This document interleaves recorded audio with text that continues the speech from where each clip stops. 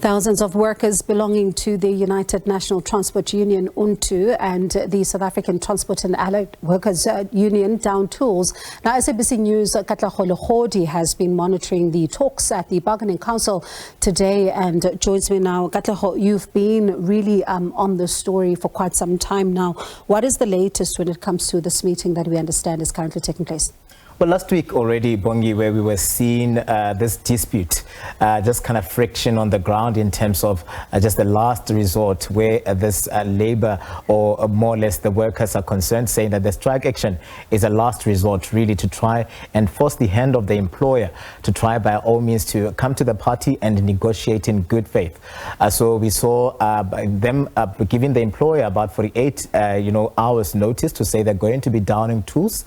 And Untu last week Thursday already, they gave a signal to their members to say that the employer hasn't come through and the 48-hour has lapsed on Thursday night already.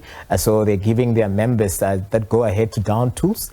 So the Untu members went ahead and downed tools last week Thursday. On Friday, we saw the employer Transnet approaching the Labour Court to try by all means to halt this operations, this strike action on the ground, something that the court struck off the roll as something not being urgent, because it was an urgent application and interdict really to just see the employees back to their posts.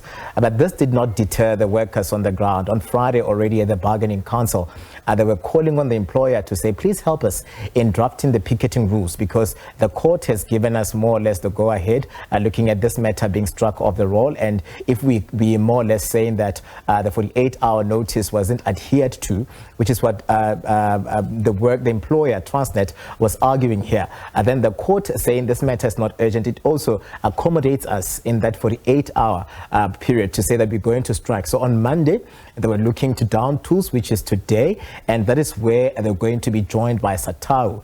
So these are the two unions that boost over 40,000 members there at Transnet, and they basically were calling on the employer to do right by them.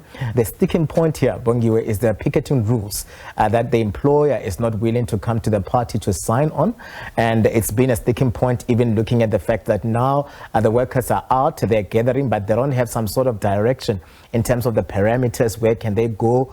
What can they do when they're demonstrating? Because this has to come from the picketing rules. This happening at the same time when the economy really cannot afford a strike action like this. So we saw the Labour Minister Thula Singesi today touching down at the Bargaining Council in Houghton, the Transnet Bargaining Council, to say that as government, we've also supported the move to appoint 3 senior commissioners from the CCMA to just intervene here and help bridge this impasse, because it doesn't point to really the two parties coming together. So it's just kind of signaling how important government is also taking this impasse. And do we understand from the employer's side as to why this reluctance to be able to finally finalize these picketing rules?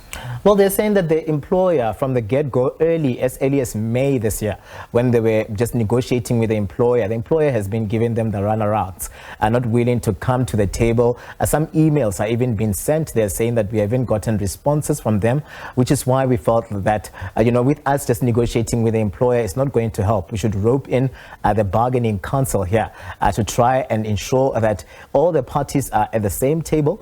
And still here, we didn't see the employer coming through. The employer just crying foul to say that the economy has not been doing well. The company has not been doing that great in terms of, really what it should be getting out of the economy, and saying that the workers at this point in time, what they can afford as their employer Transnet is 4%. But you can imagine this is a huge gap looking at what the workers are calling for. They were calling for 13%, and that 13% was then moved to a 12%, and they're not budging on all of this. And we saw them demonstrating, even holding placards to say that 4% is an insult. We're calling for something that is above inflation.